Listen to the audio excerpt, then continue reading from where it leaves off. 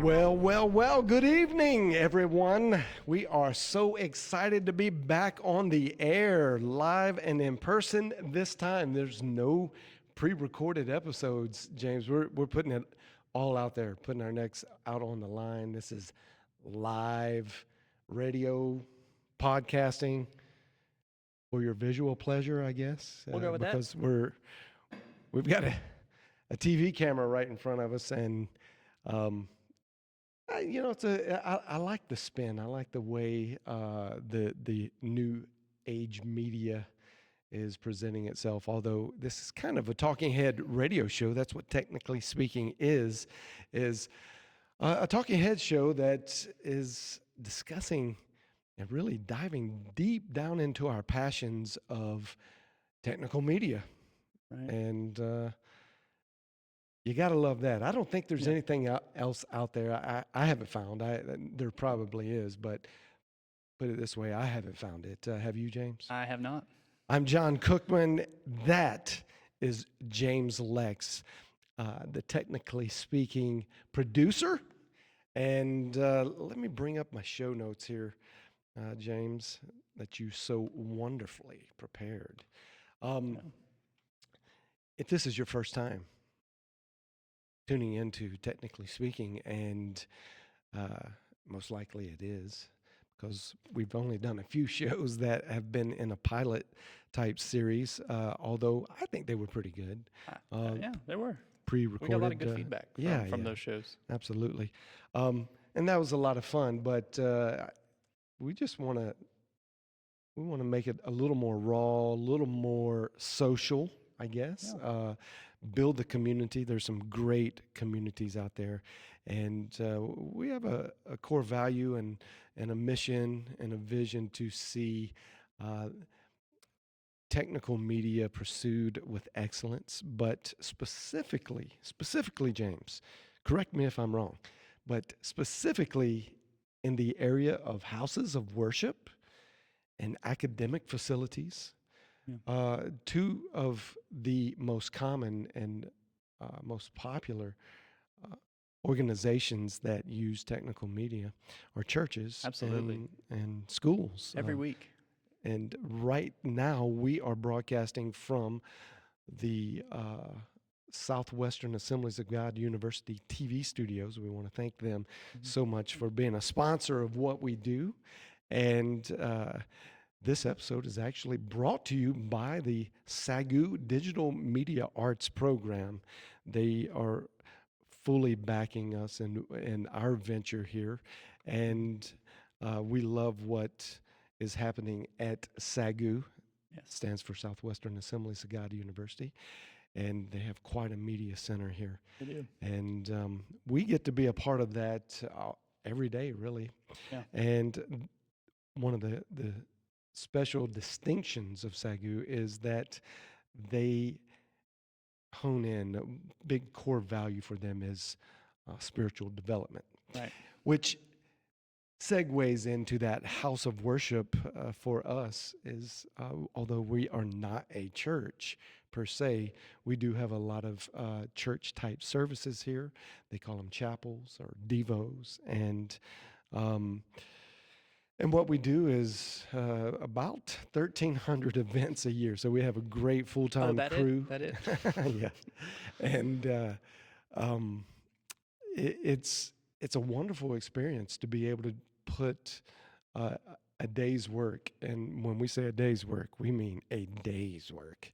Yes. 12, 16, 18 hours, sometimes 20 hours a day, doing what you love to do. And our passion is technical media, audio, video, lighting, graphics, those kind of things. So we thought we would bring in a format of a talking head show, like a radio style show, a podcast like this, give it some visual presence as well. Maybe it's interesting. My brother always told me I have the face for radio.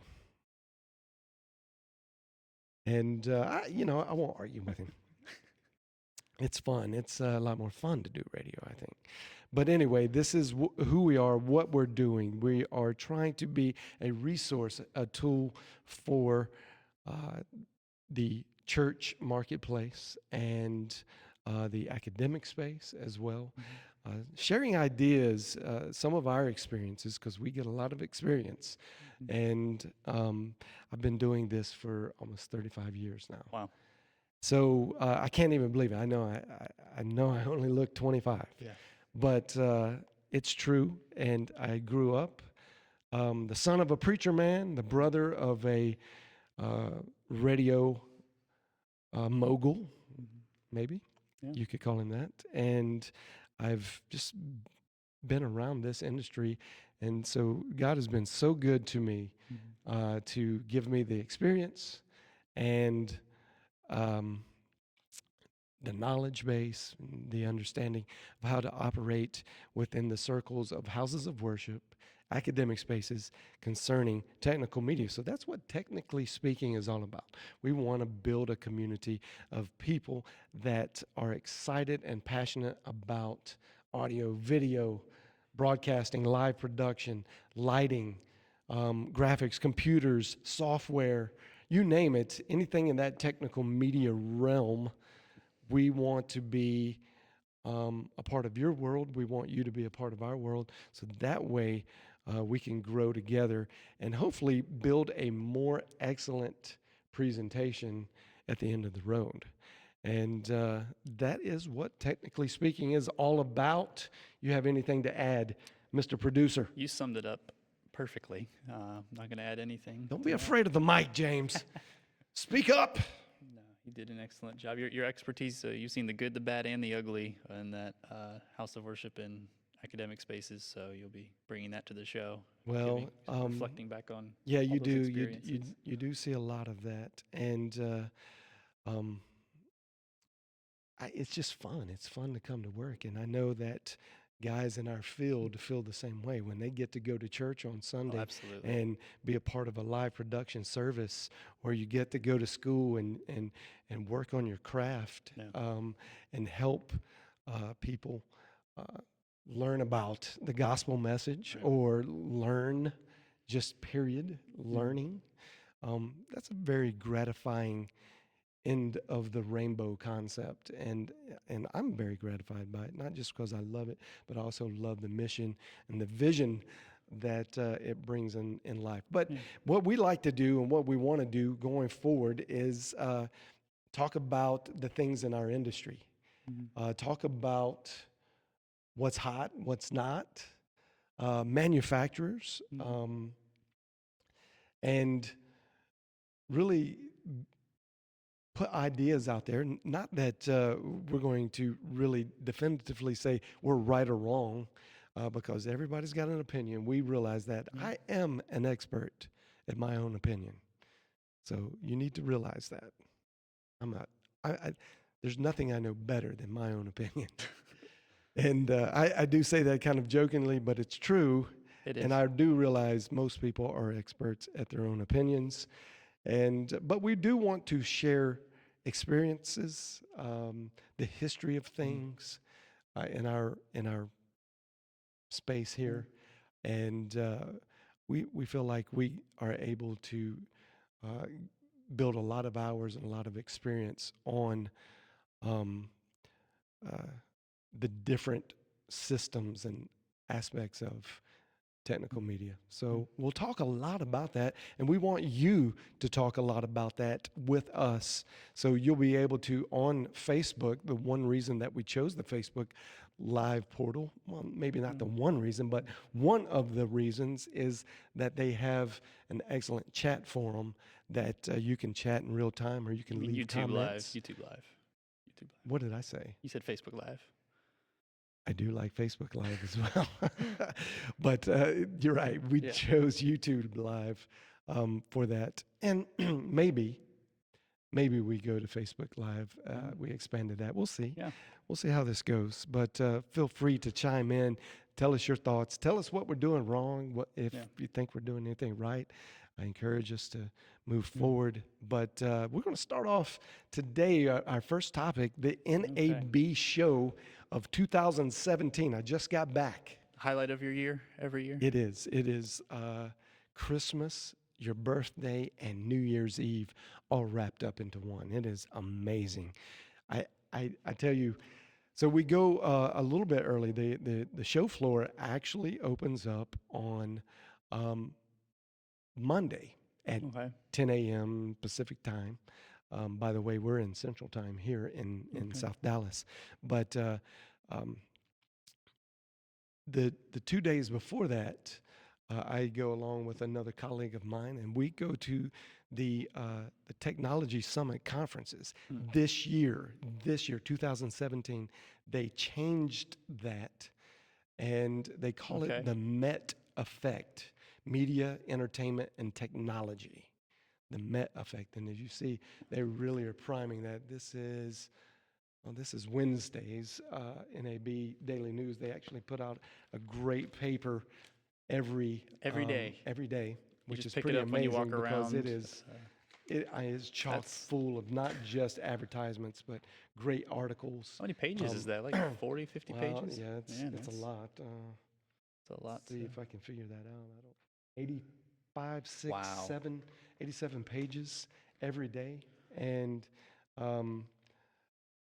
this one was really interesting because it talked about the FCC chairman, Pai. If you're not familiar with him, he was appointed by Donald Trump this January. And I really like a lot of the things that Pai is saying. I don't know yet if I'm on his side of the fence with net neutrality. He has got a compelling argument, and he came to the FCC to talk about net neutrality. We'll talk about net neutrality sometime, but not today. We just kind of want to get into the bigger ideas of NAB, what they offered, and why maybe you should consider going or to a trade show, industry trade show, such as NAB. There are a few. There's NAB, which just happened. Infocom, which happens in June, I believe. And LDI, I believe, is in November. Those are your three major industry conferences for technical media. Now, there are some really cool technical media startup conferences that are more local or regional in concept. The WFX. Right. They're doing a really great bang-up job putting local guys together, or I guess it's a regional concept. I've heard through some of our associations on Facebook, the Church Sound and Media Techs group, they're really large and they're growing. They're putting together their second conference this year, and I think that's in June. Need to get my facts together, so we could probably do a little research and find that out, those exact dates. That's in, I believe, Orlando, Florida. Yeah. And I really love to see what's happening in the technical media space, especially the church house of worship is growing stronger in the way they see themselves and the way they present, which is really cool. And I wrote a blog that will be, did it go up today? It is live on lab440.com. So you can go to lab440.com, and that's our Digital Media Labs, which is the parent company for Technically Speaking. And maybe take a gander at that, see what you think. Some ideas I had on what is your business? What is your job? What are you doing? What do you think it is that you're doing? And I got that idea.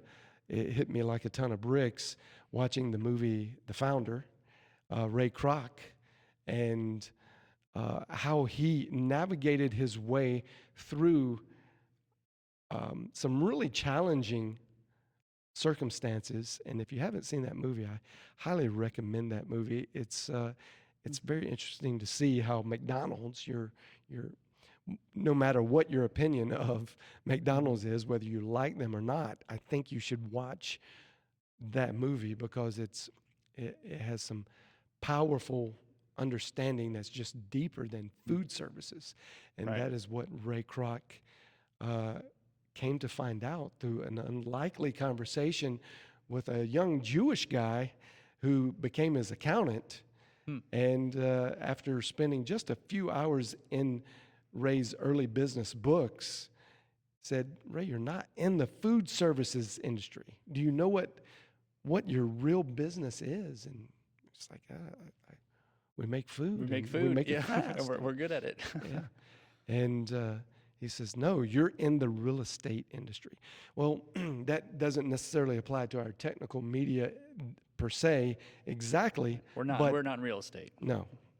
And we're not advocating that you should get into real estate, although I hear it's fairly lucrative. Heard that too. And maybe it will help you be able to purchase a lot of the toys that we get to play with. But that's a side note we could talk about later, I guess. But the real understanding there is, what business are you really in? And I argue, and I would like to hear some feedback on that, but I argue we are all, if you're in the house of worship or academic space or even in live show industry, you're in the communications business. And our mixing consoles, our lighting consoles, our computers, our softwares, our microphones, our guitars, our pianos, anything that you can think that comes into our world is just a tool. And although I know we've become experts and we drill down specifically, most audio guys are doing the audio things, and the video guys, cameras, and those kind of things. So we've become a workforce of specialized, industry specialized gurus and experts. But does that really make that your business? And I think there's a bigger picture that we all need to see, and that is we're in the communications business. And if you're in the church world, the gospel message is what we communicate, and there's nothing more honorable, more powerful, more life-changing than the gospel message.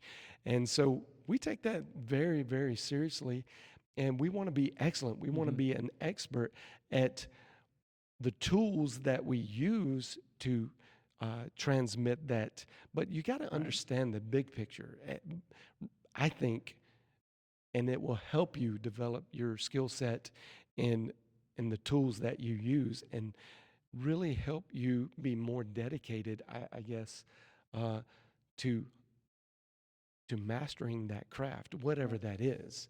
And for me, it's been a mastery of this craft of many aspects: audio, video, lighting.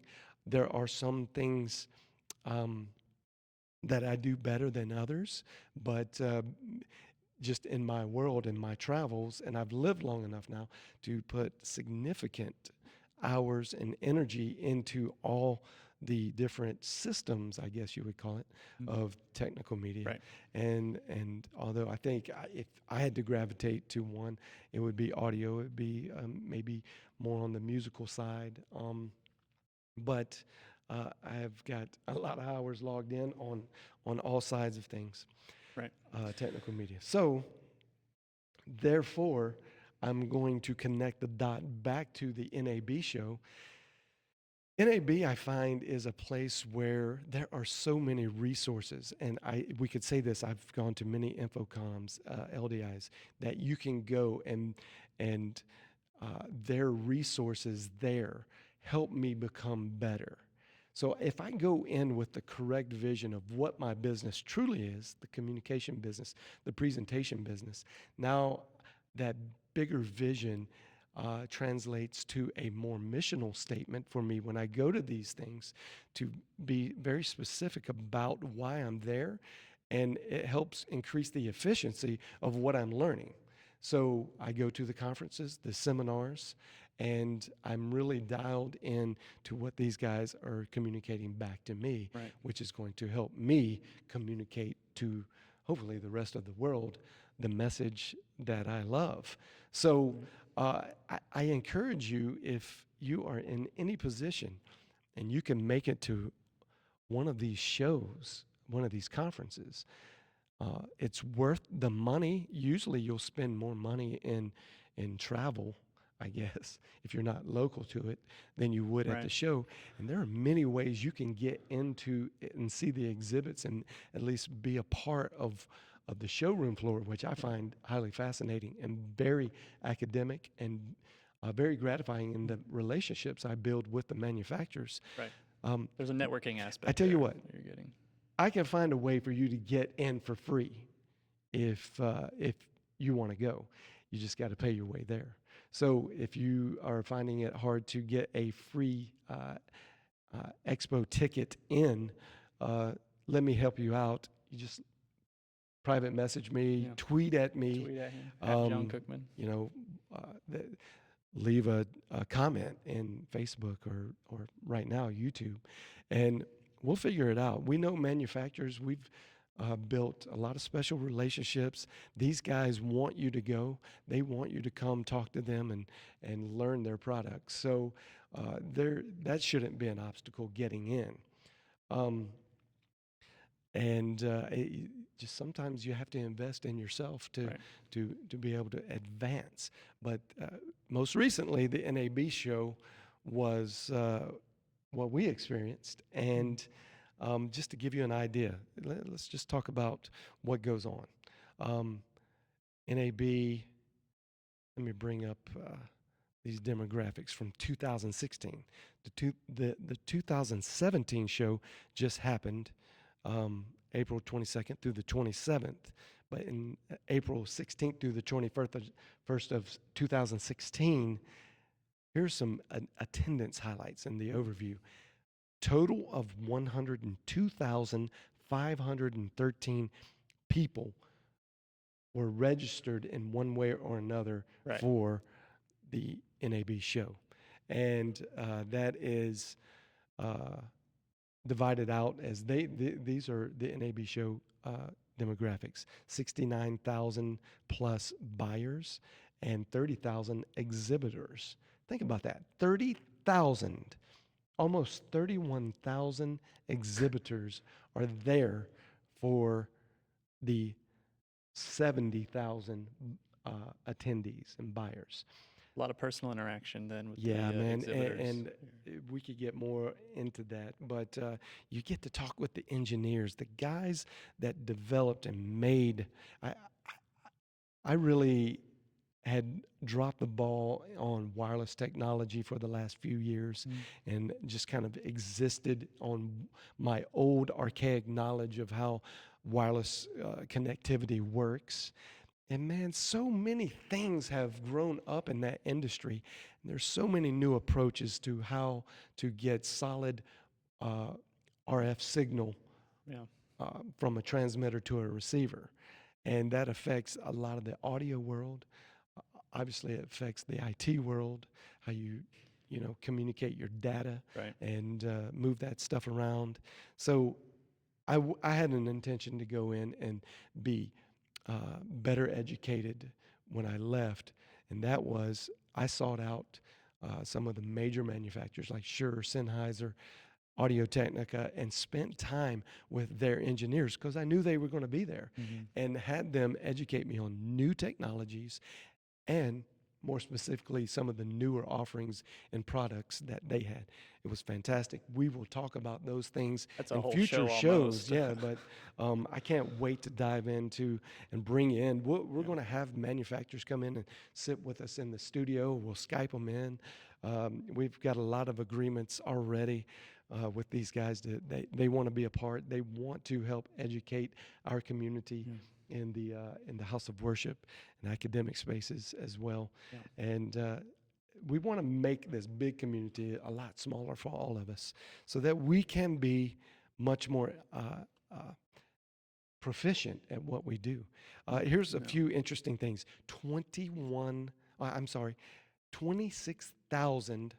26,781 of those 69,000, or I'm going to use round numbers, the 70,000 are international. Right. Not quite a half, but over a third, right, James? Is Uh, my math right on that? Yeah, it's about a third. And being there at NAB, it will feel like a lot more than Yeah, a it third. does. In the small space, that's for Yeah. sure. You see a lot of international personalities Like there. that looks low to me, Yeah, but it does. It really does feel low. But take from this, 160 countries are represented in that amazing. 27,000 number.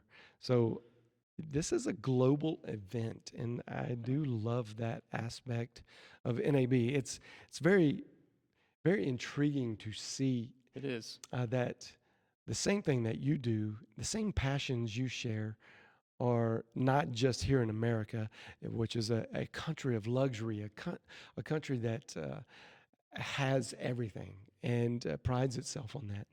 But there are a lot of countries out there that enjoy the same luxuries that we do and are trying to do the same job that we are doing in communications. Starts with communication. Yeah. And they play with the same tools we do. They have to get to know a lot of countries, especially Asian countries, Right. Korea, Japan. I saw a lot of Chinese Mm-hmm. companies there, not just Chinese products, but a lot of Right. Chinese companies there now, The IP which I from found there. real interesting.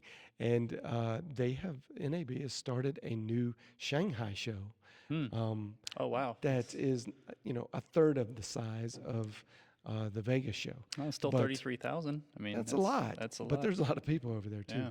and it's hard. It's hard to get from there to Las Vegas, and I It think is. they're understanding that there's a huge market space that needs to be provided for over there. But anyway, that I think for some reason I haven't put all the dots together as to why, but it's increased the volume, the activity of the companies, the Chinese companies that are showing up back here in America. Right. So they're We're used to coming in. seeing the Japanese, the Sonys, and the Hitachis, Mitsubishis, JVC, and all those guys. But the Korean influence was there big time. One of my favorite. I know we'll get to that in just a Yeah. minute, but one of my favorite booths and products of the show was from South Korea. Yeah. But anyway, there's over a million netted square feet of space that it was like 3 large Amazing. buildings, and it was wall to wall booths and people. Um, Yeah. Almost 1,600 different press organizations are there covering NAB. That's Yeah. just mind blowing when you think about it, and um, nearly 1,900 companies on the exhibit floor. That's amazing. That's just So, it's almost overwhelming to yeah, see all it that. is. And then the geographical breakdown is obviously you see that North America outside of the U.S. represents 25%. So Canada and Mexico, 25% of that population come from um, Canada and Mexico. Is that right, James? Out of the 70,000, Out of the is that correct? out of the international 25 is you talking about out of Canada, just the North America. Yeah, the North American breakdown is So that's- 25%. Then that's 25%. So is that based off of the excluding 70,000? the U.S. I get Yeah. it, but is that based off the big number, the 70,000 attendees that are not working? Well, that's I think attendee, so. so that would be Yeah, it says attendees. yeah, that's an attendee. All right, so. good. And by the way, James, if you probably want to publish that link onto Yeah, our YouTube put that on Live there.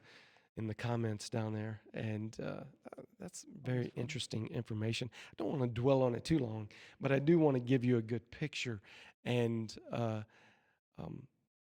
hopefully help you understand that it's important. People in the industry, they live their lives, they make their living, and it's their passion, but they still go and surround themselves with other people doing things excellently.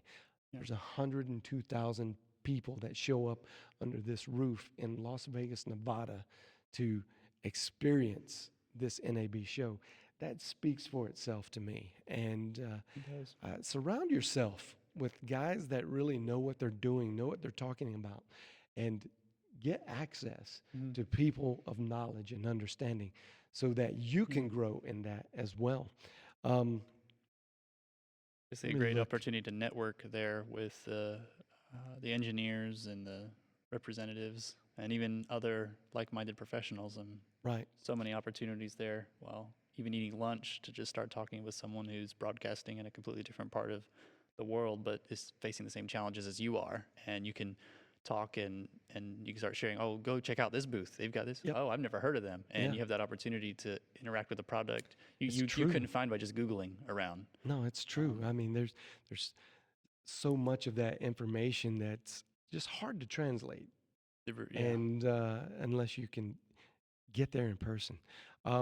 One thing that I was really surprised about in the demographic is the faith-based organizations that are represented at NAB is much lower than I thought. Now, there is NRB, and NRB is uh, the National Religious Broadcasters. We talked about NRB. I don't think I ever said what it was. The National Association of Broadcasters. Well, NRB is the National Religious Broadcasters. It's an association just like much smaller, much smaller in Certainly membership. very but targeted. yeah, it is very targeted. And I would say that probably a lot of the faith-based organizations, if they had to spend money to go somewhere, they go to that one. But I can tell you just through experience, and I'm not in any way trying to down NRB, but you do not get the manufacturer and the knowledge-based representation of our industry at NRB like you do at NAB, Infocom, or LDI. So while we gladly support NRB and what they're trying to do, the presence that they're trying to represent in faith-based organization and broadcasting, I really wish we could see that faith-based number at NAB go up higher. Now, I think you did the math. That still equals a couple thousand maybe of people that show up that are from faith-based organizations. Now, that doesn't mean there's a lot of people that work in the industry that are faith-based minded, and Bit of, again, a number that looks lower yeah, than it it does, probably is. and I get that, but I think that's a true representation. What they're saying, churches that are sending their crowd, their technical crowd, to show up, and I would love to see pastors invest in their technical media crews, to send them to conferences like this, because it's only going to make the end product of presentation better, and what the pastor is trying to communicate better, or what the teacher is going to teach in that classroom experience. It's going to make it only better for the student. So hopefully, if we kick and scream and yell loud enough and bring some attention, maybe that number can rise up. Yeah, and I think it's going to, with things like Facebook Live, is bringing a lot more attention to the technical side of a church and being able to access viewers very quickly through Facebook Live. So I think it'll be a process, but I think it's going to go up. Yeah. Well, let's kind of get away from all the hullabaloo about NAB as far as how great it is, and let's just talk about some favorite things. My top 5 NAB booths. Now, when you go to NAB, we need to put pictures up. I don't know if you have any of my pictures that I took or any NAB pictures, but these booths are massive. And you could easily go to the top big money-making manufacturers, Sony, Canon, Blackmagic, and Avid. Those guys have incredible booths. You can hardly even describe them because of how big they are and how just massive with product and just cool stuff. But so you could easily list off the top 5 of those guys, but I tried not to go with the usual suspects. I try to be too mainstream, just pick the 5 biggest booths. And so when I say favorites, maybe something that caught my eye as a booth, as a company. and that I got involved in and talked to reps with uh, about their products. So number one, live stream. Live stream was there. They're there every year. They have done a better job making their products more visual. When you think live stream, I think you just think livestream.com. Livestream is more than a content distribution network, which is really what they're known for. Right. We use Livestream here at the school as one of our content distributors, Right. and they've done a great job. I can't sit here and tell you that every day of every year has been awesome with live stream, but I will tell you over the last 2 years, they have significantly grown in their expertise, in their customer service, and what they provide to us. The stability of the platform. Yeah, the has stability definitely- is so key. So that's what I mean. They've really gotten better at what they do and at what the customer really wants. So, and they have multi-tiered options, which I think are economical for organizations with budget constrictions and have to keep money in mind. But and they don't really cheap out on the products that they offer as far as No. their distribution part. So when you go to their booth, though, what are you going to do when you're a content distribution network? What are you going to show? Yeah. Well, I can tell you it's much more than that. And they put a lot of thought and effort into their presentation. They had these really cool Airstream trailers on their, Okay. 3 of them. And then they had the awnings out, and it was like you're a camping experience, Okay. except they put some couches underneath, and they were doing a show much like this, built for podcasting and the visual podcasting, web streaming, and talking head shows. And they did several shows a day, every day while Wow. they were there. Were they demoing their hardware? They or were, software and so or- both. So if you're not familiar with Livestream and some of their products, I'll just and remember, guys, we're not sponsored. We're not showing sponsor favoritism. We just talk about what we see, and our plan is hopefully never to be influenced by money by a sponsor to talk good or negatively Never. about someone else. But we want to tell it to you like it is. And that's very, very important. You need a resource, an outlet that you can depend on to be honest. And that's what we want to be, is we want to be that resource of honesty in technical media. How I am not bashful about throwing a company under the bus if they just can't get their act together, like AT&T. I'm sure many of you share my same pain. And I know they're a global company. They have so many things that can go wrong. I try to keep that in mind, Yeah. but when you get it wrong day after day, month after month, it's just, it's mind-boggling. But so we're not going to show allegiance or favoritism to one over the other. So when we begin to talk about these, just know these were truly our heartfelt favorites, and we want to explore everybody that's in our business and all their products. But Livestream does have some cool products, and we have invested in a couple. The Mevo. The Mevo. a big Mevo's so cool. Yeah.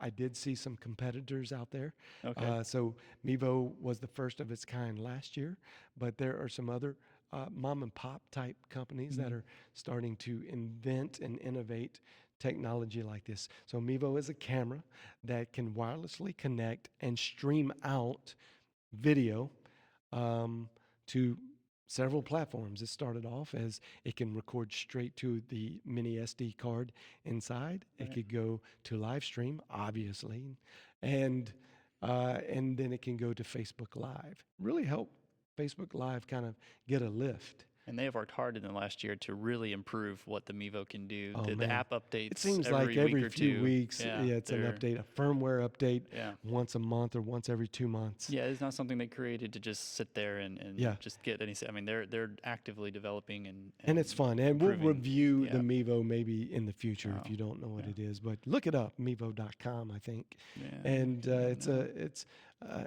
an economical way to maybe put your church in the discovery mode out there in the internet world, the interweb. Um, and uh, we kind of love what that product does for us because we have so many different applications.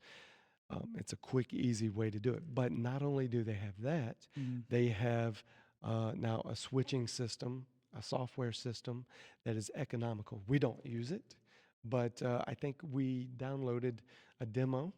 Is that correct, James? That is correct. Did We you did that. download We it? did that during NAB and using Let some me of those tell you a new cool NDI story. Yeah. tools. So I called up James. He's back here at Master Control, and we got on the phone. There's a technician there, engineering technician with Livestream, and we walked through the setup. We were having some difficulty with Mevo, Mhm. and the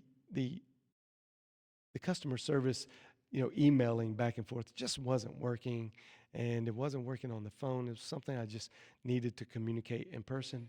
We were able to do that, and then they told us about, they unraveled some new things they were doing, and within minutes, we had not only what we wanted to do with our Mevo successful, Far more. but even more. And we'll talk about that Yeah. later. It's very cool. I'll just plug a Wi-Fi application that now is able to integrate through NDI, and we use a TriCaster, and now you can bring the Mevo in as a camera source wirelessly through NDI, Yeah. and that's mind-boggling if you can kind of wrap your brain around that. But I'm sure we'll talk about that No, we in will. later episodes. Moving on to the next booth, DJI. Now this one surprised me when you said this was a top booth because I think of them as a drone company. They are. They do some other stuff, but they drones, maybe I really some dislike their camera drones. the camera stabilization, but beyond that, most people don't know that they have anything beyond the Phantoms or the Ronins. And you're saying Right. there was a lot more there. A lot of people love the Phantoms, Yeah. and here's the way I say it. I understand why you would love the Phantom because you've never driven a Typhoon, and the unique Typhoon is for the money, and what you get is unbeatable. But Good they drone. make good products. It's not like they don't make good products. DJI does make good products. What do they have at the booth? But what caught my eye was their, well, I guess you call them VR glasses, or they were headsets, like They Oculus went all the way. Rift. Like you can't see anything once it's on. Yeah. And what they made it for was as an FPV for the drones. So you get the drones up, and now you can. It's a VR type experience. You're just looking from the perspective cool. of the aircraft, and Which is great outdoors when it's bright and you're trying to see the screen Oh, or your man. phone Yeah. and the sun's out. It's probably I'm sure people Yeah. have crashed that by accident, but so you're saying you can now see what the drone sees in the VR headset. Yeah, absolutely. And- And they're building in the technology. It was hard to tell because of the way the booth was constructed, and you couldn't really get hands-on experience with the drone Right. and the VR glasses. But one of the techs there were telling us that you'll be able to kind of drive the drone per se in a smart manner by the way you look. And if you are looking through the camera, now if you look to the left, the drone begins to kind of Oh wow. look to the left. So it's taking the position of your headset and translating that to the drone to.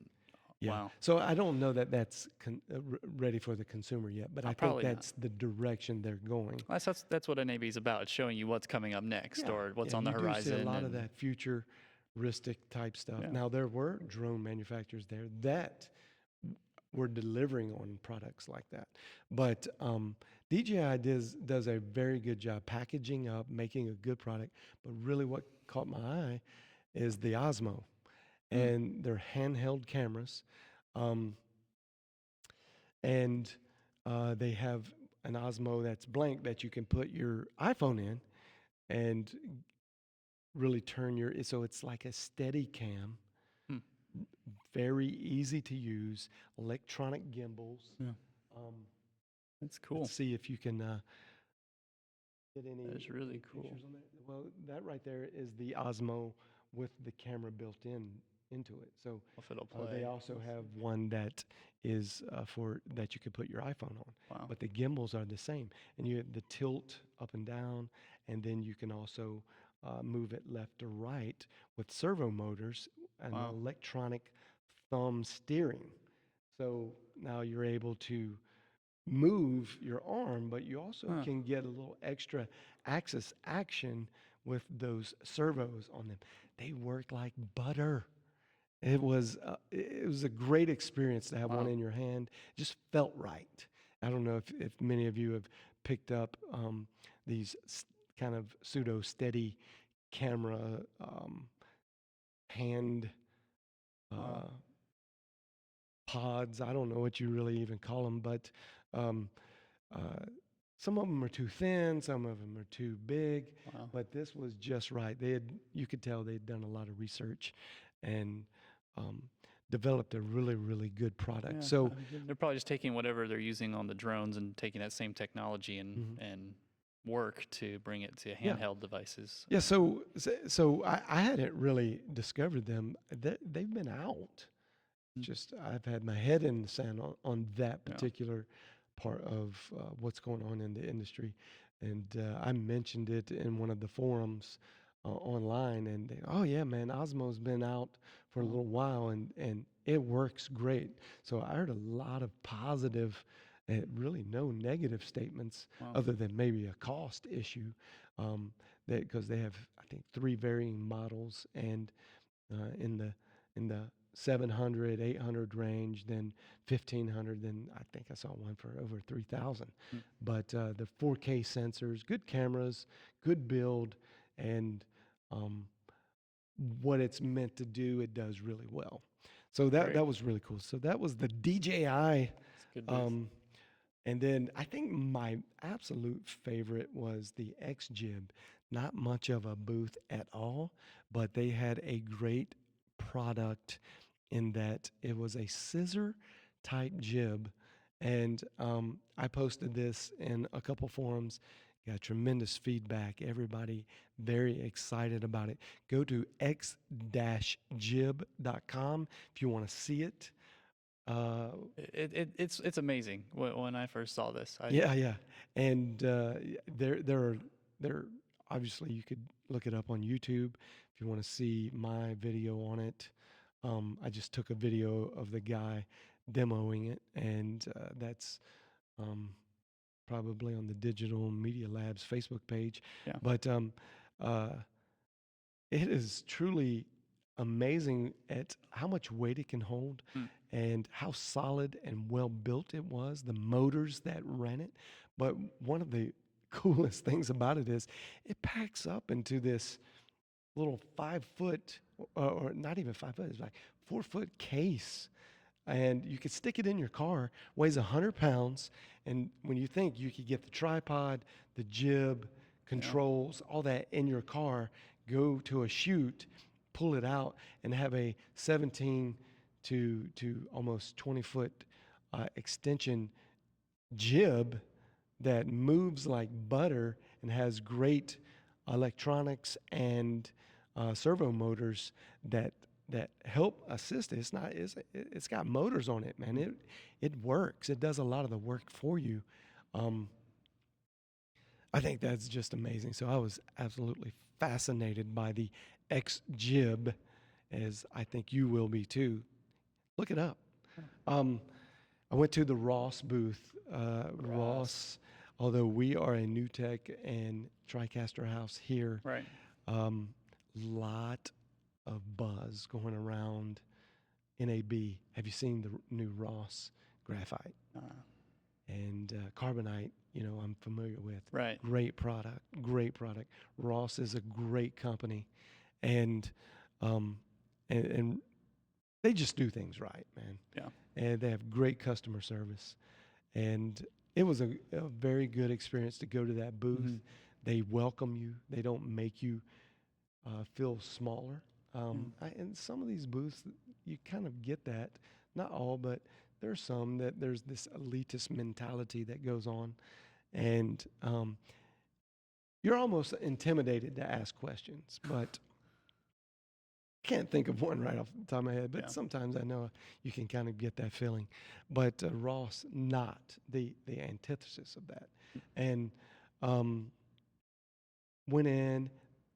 You really, to get a good graphite demo, you have to schedule an appointment. They squeezed me in. I Wow. didn't schedule one, and they gave me the whole dog and pony show. And I started off. I say, "Yeah, I hear there's a buzz going around NAB. You guys got the TriCaster killer," and they weren't too proud to, or too bashful, I should say, to admit it. And they said, "Yeah, we have the TriCaster killer." And so I'm interested. I own a lot of TriCasters. And then they show you a demo right there. And I think that might have persuaded them to get me fitted in there.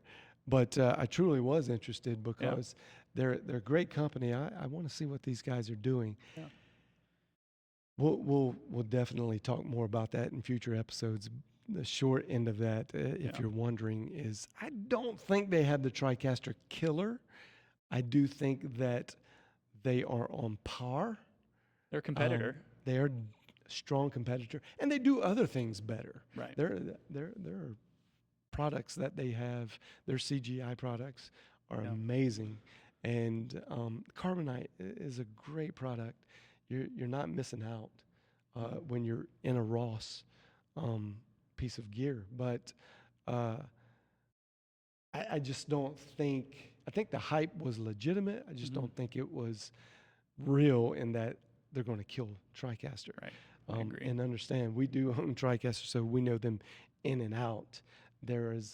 We get it. There are a lot of people that are on the fence or on the other side of the fence, and you like what you like. You don't like what you don't like. Hopefully, you've developed those with educated opinions. Right.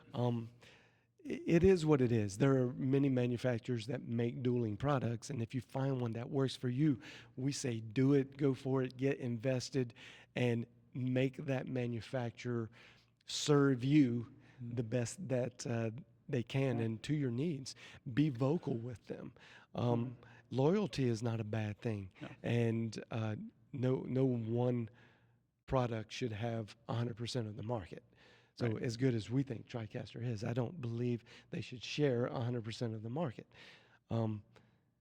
They will stop growing. They'll stop being innovative. They'll stop doing great things, and any company will. So I'm glad that, and this is where we want to hear other people's experiences with their products.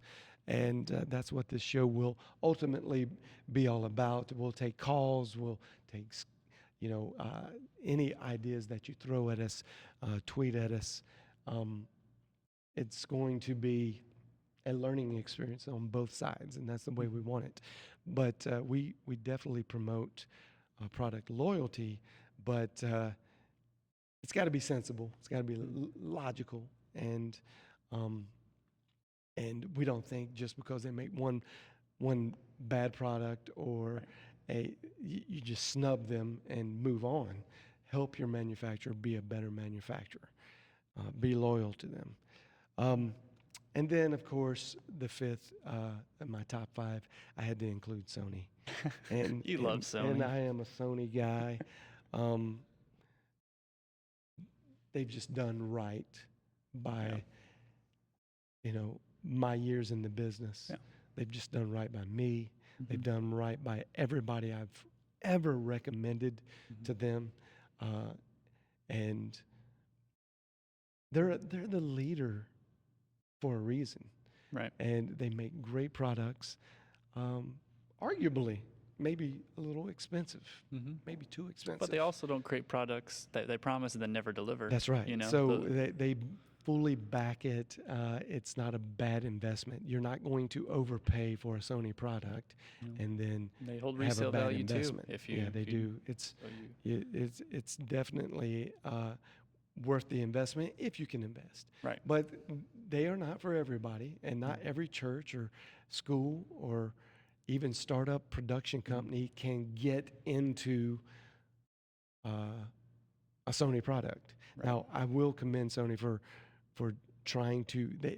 Over the last 4 years, I have seen them really dip their hat in the creek of making products more economical and scaling back, but yet offering greatness in a Right. package, in a product. So I commend them for that. But there are still other companies that are out there that are beating them on the economics of things, Right. that are offering good products. Mm-hmm. But I did have to put them in my top 5 favorite booths because it's a different world. You walk onto their real estate at NAB, it's the largest booth by Wow. far, and so many products to look at. You could literally spend almost a full day at their booth and not get outside. That would be kind of a bummer, though. It would. It would. But they're a lens to living room solution. That's what they call themselves. Yep. We go from the lens to the camera to recording to the true. software. I mean, Yeah. they So they have do it a all. consumer side as well as even an on that. industry commercial pro Yeah. side, and they cover all the systems: audio, video, Yes. graphics, lighting. Mhm. Not as much on the lighting, but they do No. actually have some lighting They side still to have them. something. Yeah. So I had to put them Yeah. in as the And all-encompassing plus Sony. camera world is always really cool. Just being able to walk up to any camera that they have, from the high-end broadcast cameras to film cameras like the F55, F65, FS7 to handheld camcorders. They've got a lot there.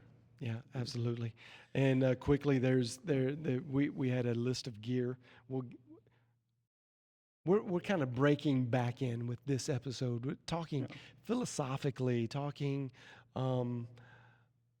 the bigger picture is this episode. But make no mistake about it, when our future episodes, we're going to get geeky. We're going to get nerdy with you. And we're going to dive into very specific gears. We're going to put it under a microscope and dissect a lot of these products quickly. Yeah.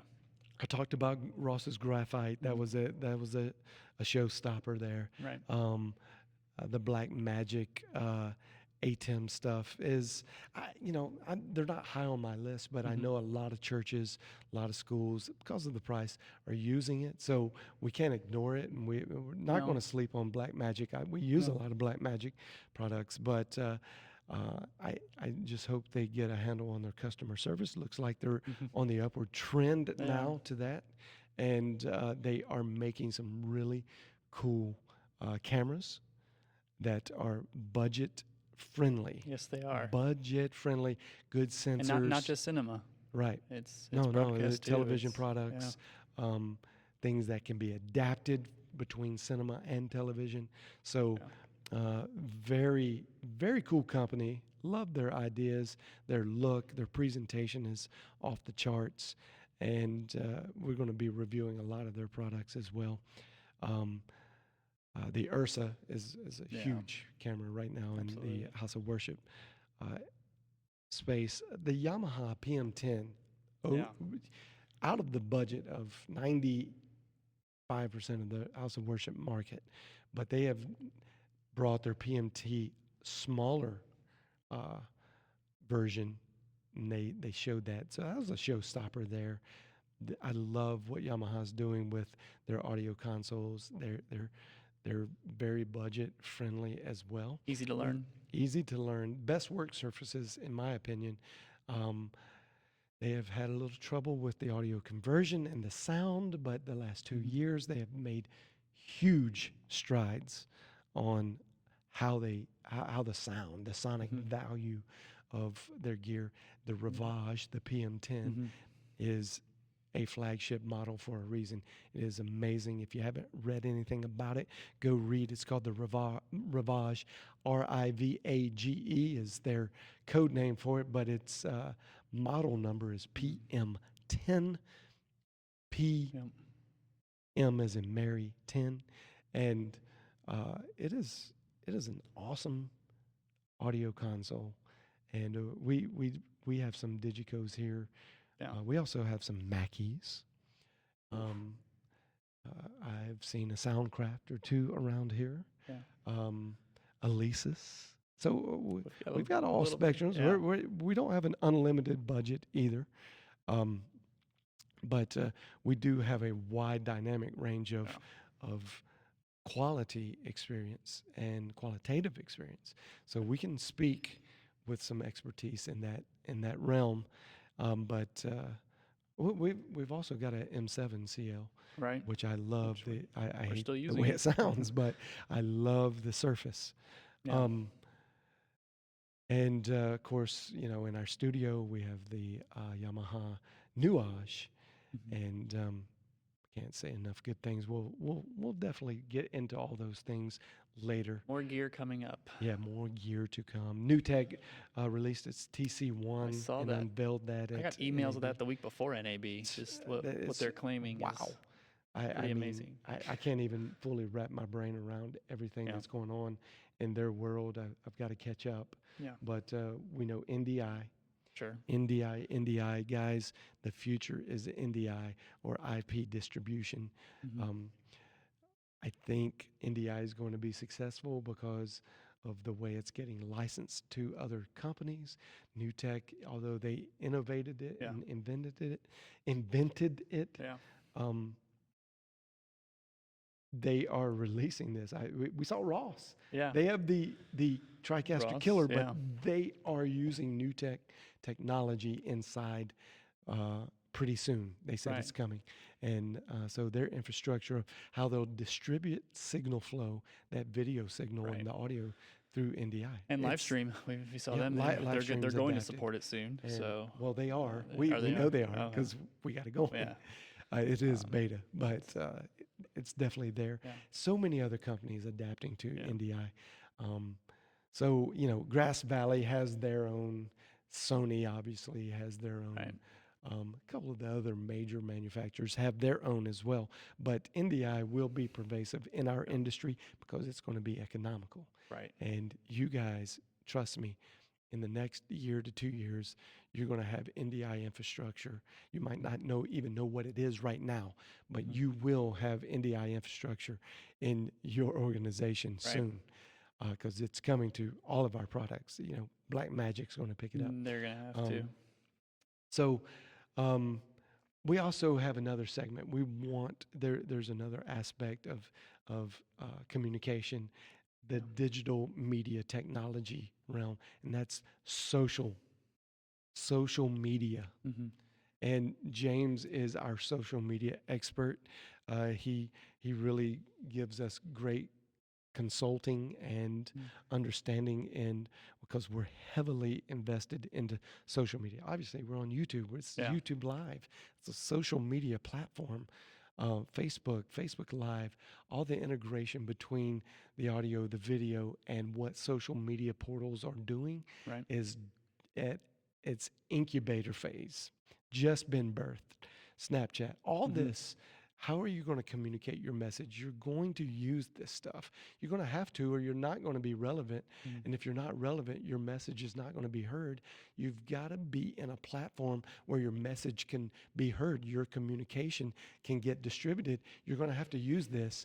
So we're introducing to the technically speaking realm James's segment that is a separate segment, but we're integrating that into our show, Right. and that's the social edge. Right. So James, quickly bring us up to some speed of what's going on in the social media world right now. Well, I've got a lot of stuff to talk about F8, but before I do that, YouTube has released a new desktop version of the site. So you go to youtube.com/new to see it.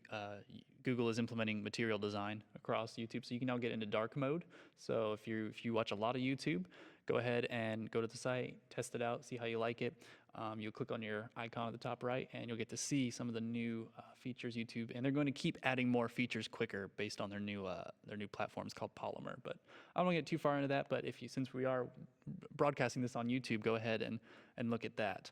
Now, the big news, social media in the last month or so has been the F8 conference. It's Facebook's annual conference discussing what's to come in social media, which is, I mean, it's what they do, but they're really branching beyond that, and they're bringing other aspects of technology to social media. So I think you could sum up the whole thing in the one statement that Mark Zuckerberg made, which was that we're making the camera the first augmented reality platform. He drove this home, John, many times in his main keynote at F8. And he kept saying that the camera is the augmented reality platform. So throughout your apps, Facebook is going to become even more and more you'll see this more and more in the app. It's obviously Facebook has moved to mobile. They still have a lot of desktop users, but it's predominantly, as Facebook's mind, they're a mobile app. You've already seen it in Instagram and Messenger and WhatsApp. They're all going to shift to having the camera as one of the first things you see as soon as you fire up that app. And the goal is so that you're sharing and you are connecting with others through your camera. So they've introduced some new things called Frame Studio and AR Studio. So this is a way, if it helps to think of it this way, it's a way to build Snapchat filters. I know I said Snapchat, but it's basically what you're doing. You're creating filters, you're creating augmented reality tools is what they've created for the developers. So he demoed a bowl of cereal, and in 3D space, it will show sharks jumping in and out of the table around your bowl of cereal. Which is really cool, and the goal is to get people to share more. They need people to share content, and so they're going to give them the tools to do it.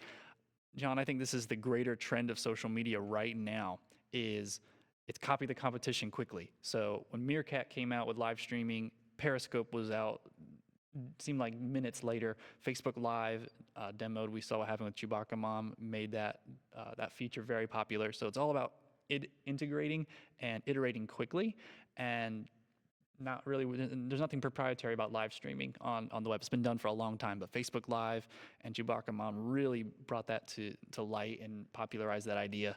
So similarly, I think of AR and some of the Snapchat stuff, I think Facebook's just copying them with some of this. Speaking of Facebook, I'm going to interrupt you real quick. Okay. But speaking of Facebook, just a few months ago, Yes. you got to sit eye to eye at lunch with Mark Zuckerberg. I did. It's an amazing experience. For I sure. mean, give me just one short sentence. What was that like? Awe-inspiring to be at a table with one of the world's most influential and powerful people, but also one of the best guys you'll ever meet. He was. Yeah, I remember when you came back from that lunch, and I was just eaten up with jealousy, envy. I had to really say a lot of prayer that night to get past. But you took my place there and represented us, awesomely. Yeah. But I remember the first thing you said was, I can't believe how humble he was. Yeah. And it wasn't like an act. No, it's not at all. And that's so cool when you see people, humanity respond that way and not be so full of themselves. But he genuinely seems to be a person that is concerned. Concerned with humanity, concerned with the world, concerned with big ideas of how the future will look. You may not agree with his politics, his beliefs, but you just can't deny it's really cool to see one of the world's most wealthy men, most powerful young men, and in a position of humility, asking you and going around to cities, asking the communities what they want out of life. Right. And how they want to communicate. I mean, that's what he's doing. If you don't know, 2017, he's dedicating as his year of travel. He's going to connect with the 30 or so states he hasn't visited yet or has spent very little time in. And he started off right by us here in Texas, Dallas, Waco areas. And he just wants to hear. He wants to hear what people think, and he asked us about politics. He asked us about education, business, small business, big business. He wants to hear our take on it, not advance It just kind of take. came He to just my wants to mind. hear. We Yeah. actually in our show notes, we didn't even plan that, but came to my mind as you were talking. I was like, wait a minute, that's an exciting thing. It Not is. everybody gets to sit No. down and have a lunch, Yeah. just a personal 10 lunch. people at the table. I mean, it was Yeah, he wanted a yeah. small group to And talk you to. know, it was So, um, some other influential people Yeah. there as well. We won't get into their Sure. names, but uh, when you see people and meet people like that, it just Yeah. makes you pay attention to what they do for the rest Absolutely. of their life. And we're highly interested in what Mark Zuckerberg is Right. doing um, in the digital media world. Right. And his thoughts are going to be pervasive, whether Right. you like them or not. I mean, They're going to have stay power. over 1 billion And- people a day are on his platform. Yeah. His concepts, his thinking. So, uh, and that's one reason we want to talk. We create this social edge. Is Yeah. you need to have a social edge. Remember your business. What are you doing? What is your business? And Right. I again I argue we're in the communication business, and So is he. and That's and what he's in. it's important that we understand that that's our business and we're using tools. Right. So social platforms are your tools to get your message, whether it's the gospel message or a learning, an academic message or an entertainment message.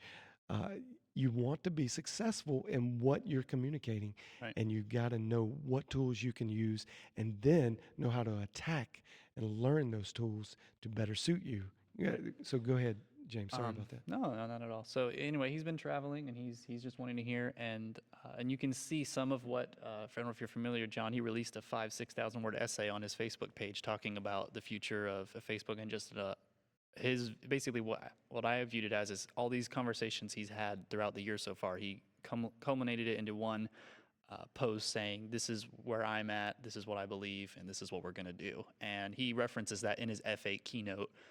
For those who happened to read it, he kind of jokingly said it was pretty long, which it was, but it was a good read, and I encourage you to read it because it will give you good insight into the future of where Facebook is heading. Which one of those new things is he says he wants to build communities, and one of the ways he wants to do that is with something new called Facebook Spaces. So this is a way you hang out with your friends and family in virtual reality. Now, you put on the Oculus headset, and you're in there, and you can talk with friends. You have these I guess hand controls. I can't think of what to call them, but you have the headset, 2 hand controls, and you can do things like show pictures. You can basically play tennis if you wanted to, based on developers can build things for this platform, and this is it's a way to connect with people that is almost face to face. Now it looks to me like the Mii's on Nintendo Wii almost. You create your character. And you can get on there, talk with family, friends, and you're in a room. So you can even say, hey, here, and in the demo they show this, they're like floating above this river, and they're going down it, and they're going, here's where we're going for our vacation. Instead of just saying, we're going to X. No, here's what it looks like and it looks like a drone basically flying across, but you're there and you can point to different aspects. We're going to go here. You have the link, right? Yeah, I do. Of, See if I can it put was that so up. cool. You told me about it before you showed me the video, and then when I saw the video, I was like, oh, okay, it all came together for me. Yeah. Very, very cool idea. It's a VR with an AR approach. It's augmented reality and virtual reality, kind of intertwined. Yeah. And that could describe F8 this year. Yeah. Was that it's mixing both. It's not just one or the other. It's clear Facebook's going for both. And I would say at NAB there was a heavy presence of VR, AR, a lot of talk at least in technology and how it was going to be used for the future. But really, it is at a very, very infantile stage. It I mean, is. it's kind of funny because VR has been around for a long time. It has. I think it was in the late 90s. I got invited to a a startup company's show, a demo, Mm. and they had built this huge round ball that you go and sit in, Mm. and it had some 3D technology in it as well. But you were surrounded, and they were really touting virtual reality is Wow. going to be the way people experience life. And I remember that even in the 2000s, like that was the thing, but it never quite arrived. It never hit that Yeah, point where it we're just didn't really. I guess in the consumer mind, my consumer part of me was expecting it to take off right. because I love the big ideas Mm. and things like that, but um, it, it it just never took off as far as the consumer was concerned. Right. But now you fast forward to here.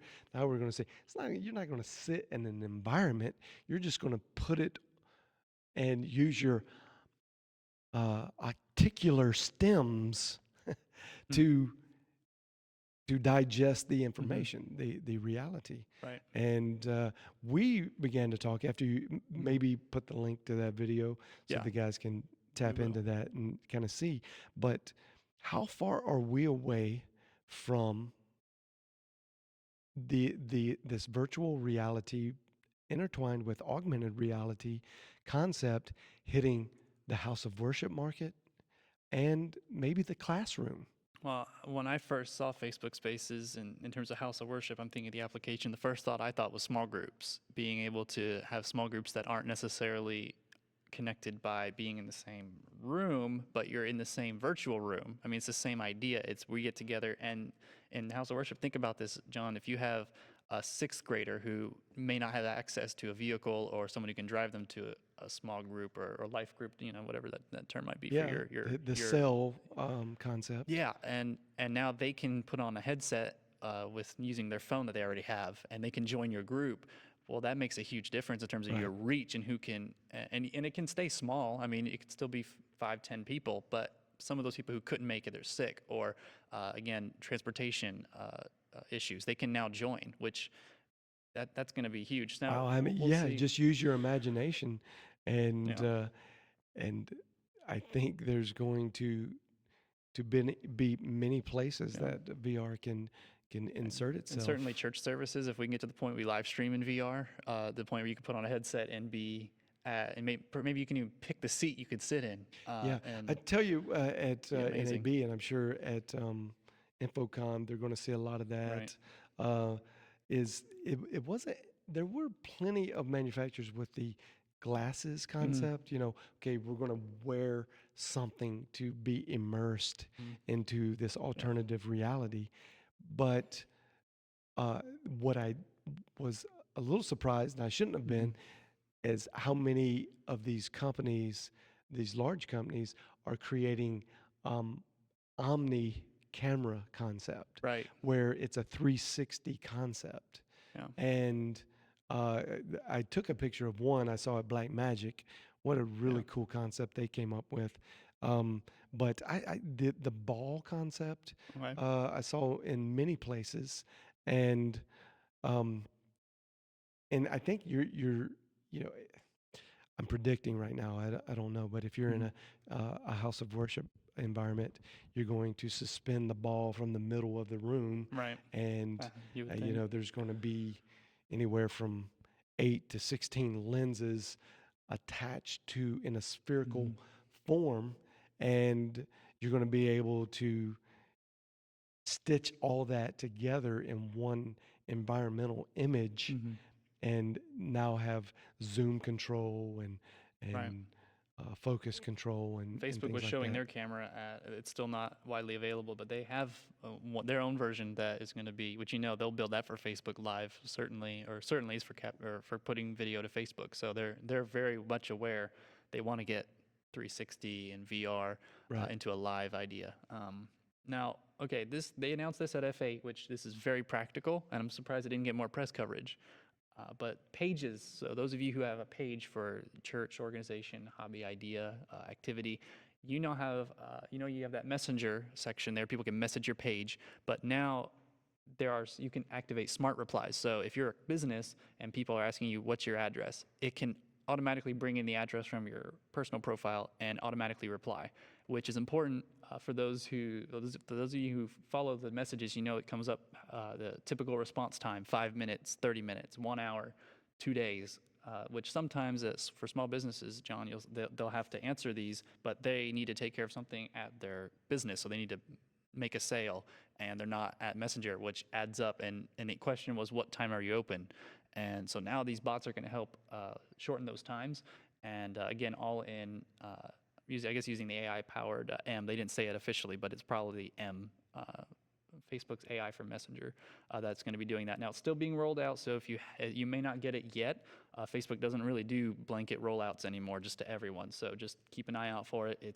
You'll see a little notification saying you are now able to do activate smart replies for your pages. Now, That's interesting. Just that concept. And it's useful. I mean, AR, VR, you may not be able to get a headset today, but if you have a page, something a lot of people have, I mean, there are millions of them, that's something you can use, and it's very practical. Now, last thing I want to cover, there was a lot at F8, I can't cover it all, but this one I think is probably the biggest in terms of outside of AR. I mean, he made the big point of that, but Facebook Analytics. Now, those of you who have websites, you're very familiar with Google Analytics, but Facebook Analytics is Facebook's version of Google, except supercharged. So Google can pull information from your website, maybe your app, depending if you have that. Facebook has said, you know what, we have all this information through your pages. We have Instagram information. We have Messenger.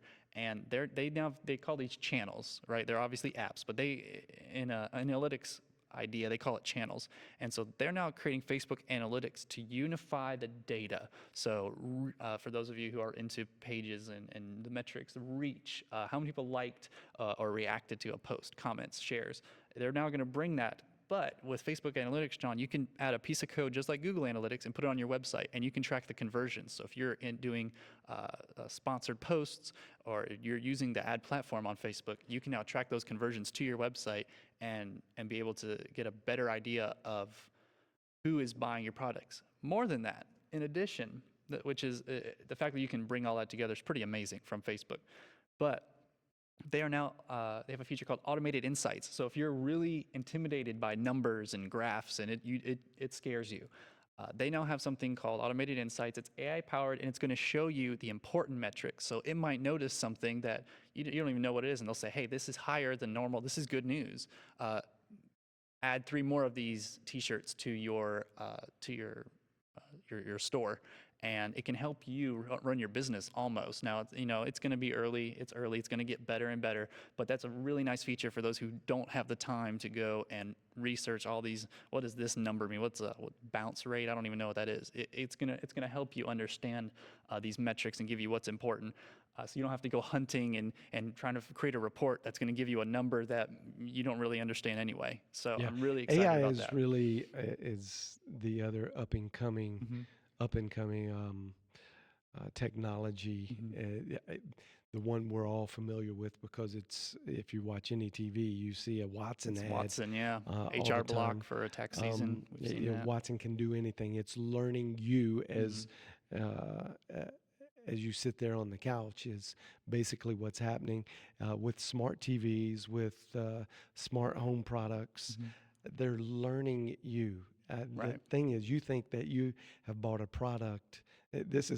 What a great illusion Amazon and all these manufacturers that coming up with this smart product have been able to achieve is that they have convinced you to buy their product so that they can now collect data and analytics on you. Right. So that's amazing. And really, you become king of the world by your knowledge base. And your knowledge base is going to grow through analytics. AI is just starting to tap into the learning mechanism, automated learning, which computers never sleep.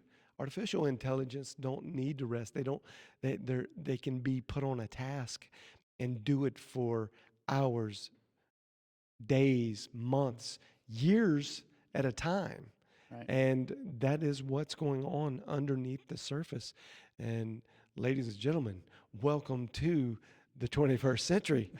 AI is alive and well. Yeah. It's been a little sneaky how it's kind of come about. Yeah. And if you have an Amazon or an Echo product, um, they're learning more about you and your habits of living than you can possibly imagine. Right. Every time you talk, it's going into a database that's collecting information. And my wife, we have a dot, and uh, maybe one of the biggest questions we ask is the weather. That's, we're simple. And we Right. just want to know what the weather is. So, there. How long is it going to be before Amazon starts sending us umbrellas or swimwear or Yeah. anything, because that we're so concerned about the weather, and maybe we're putting off responses back to Alexa in response to what she says to the weather. Um, and is learning how you are interacting with life, and then they're going to start feeding back to you Right. things that it's confident that you're going to want. And anyway, that's getting a little bit into consumerism, which is something I don't think we should ignore, but it's easy, it's fun to get sidetracked on. Yeah. But why don't you wrap up a little bit Yeah. of your social edge, Yeah. and then we'll get to planning the next episode of Technically Speaking. Absolutely. So again, going back to Mark Zuckerberg's heart around Facebook is that he truly believes this, that Facebook was what it was good at first was connecting friends and family. That was its power, and that's what it did. And you could see a picture and a name and go, that's that person, and that's what it connected. Now he wants to take the next step. Instead of just connecting A and B, he wants to connect communities. He wants to build communities. He's iterated this many times, and perhaps the most visible way to see it on Facebook has been the Facebook groups, because you can join a group for passionate Dallas Cowboys fans where they know every stat, not just who's starting they can list the 52-man roster immediately. Like, he wants to build communities around an idea, a hobby, or an interest, and I think that's where AR VR is going to go too. It's being able to recreate a moment like this, two people 100%, sitting here yeah. looking at each other. And Absolutely. so everything there, he's going to, that's the goal, is build communities. And that's a philosophical difference. Yeah, the thought in is Facebook. You can do anything that you do in person. We're going to bring that experience to Right. distance, and you're going to be able to do Yeah. most of those things. And there are some challenges with it that we obviously know with Facebook Live. There have been some growing pains, and they're going to address it and do everything that they can to help be the place where people connect, not just friends and family talk about what they're eating. And so the social platform is really growing. We keep our finger on the pulse of all social platforms, Right. and we are heavily active in growing business and growing groups ourselves in this social arena. So it's very important, but relating it back to academic house of worship kind of circles, Yeah. If you're going to interact and get an engagement from your potential audience, you're going to have to learn to do that on a social platform. And you got to learn what social platforms people are using, why they are using them. So not one is all encompassing, although Facebook has kind of done that. There's still generational gaps, there's gender gaps between these platforms, and we're finding that men mostly use Twitter. Right. Women mostly use Pinterest, Instagram. Although Instagram's growing on both sides now. And you just got to know these things. And that's one thing we're going to do. We want to be a resource to help share our knowledge and our continued usage, how you're going to be able to use a social platform the best, most efficiently, and what you do from day to day, from week to week, and bolster up what... if it's a church, grow your church in that way, or if it's a business, help grow your business. Academics is a huge field, so that's one reason we're in the middle of it, and we want to be. How do people learn? So they're learning through social media platforms. Mhm. And if you're a late adapter, you may miss the boat. So we want to help you become an early adopter Right. of things, um, and also be able to share Right. and build our own community. Yeah. Well, we have actually, the great thing about this in our new format is we're not constricted to time. No. But we do have other lives to live Yeah. and other business to take care of. So, I think you and I would just be here for 4, 6, 8 hours a day just That it? talking because we love it. We We do. love discussing these topics. We hopefully are going to be engaged with you all out there, Mhm. and we encourage you to engage back with us, your thoughts, your ideas. We want to cover anything that is pertinent to technical media, the digital technical media world. Um, and maybe you have an idea or a concept that you Mhm. want to share with everybody. Feel free. This is a platform for you to get your ideas out to this community. It's just, Yeah. I don't want this to be just my voice, just your voice, just our voices. I want it to be a community voice, much like you described Mhm. Mark Zuckerberg wanting Great. in his platform. And I think that's where we all win, is when we begin. It's the iron sharpening iron Hmm. concept. And let's all sharpen each other. Um, but for now, I think we covered our show notes. Yeah. Next week, we're going to talk about wireless technology. We're going to bring in some microphones. We're going to have a wireless technology expert join us, um, and f- um, and hopefully really learn more about that. We'll also talk about more social Yeah. things that we're learning from week to week, and we'll hit audio, video, software, all that. We'll pick something Yeah. and just kind of roll with it. Pro Presenter, I think, is going to be a huge point of topic for us, Yeah. or any type of presentation software. But so many people use Pro Presenter, rightfully so. Took me a little while to get on that boat. We moved. We had them all, but Pro Presenter is a great product, Mhm. and because a lot of people use it, I think we're going to end up talking about it. Right. Other softwares that you can use, budget softwares to switch with, to do things like this, how to podcast, how to build an audio system, a low budget audio system for your youth group, or for your extracurricular group, whatever that may be. Mhm. And there are a lot of questions out there that we can answer with some simplicity. And I think that's what this world needs a little more of, some simple answers to hard questions. So until next Thursday at 5:30, maybe this can become a thing. We can join you on your drive home if you're in rush hour traffic. Flip it on YouTube. Turn the radio off. Yeah. Flip it on YouTube. And if you got a modern car, put it on your Bluetooth speakers system. CarPlay, whatever you have. Yeah. And join us as your drive time voice Mhm. in something that you're passionate about. And share this if you know someone that is in this industry, has a passion. They might not have a job in it yet, and they might be looking, how do I get into this industry?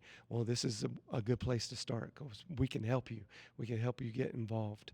And just join us. Be a part of what we're doing here at Technically Speaking. Until next Thursday, Next Thursday.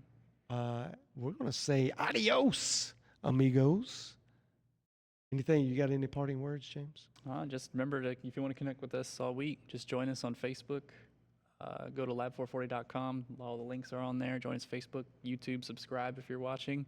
Hit that subscribe button right below the video, and we'll see you next week. All righty. Have a great weekend. May God richly bless you as you go your way.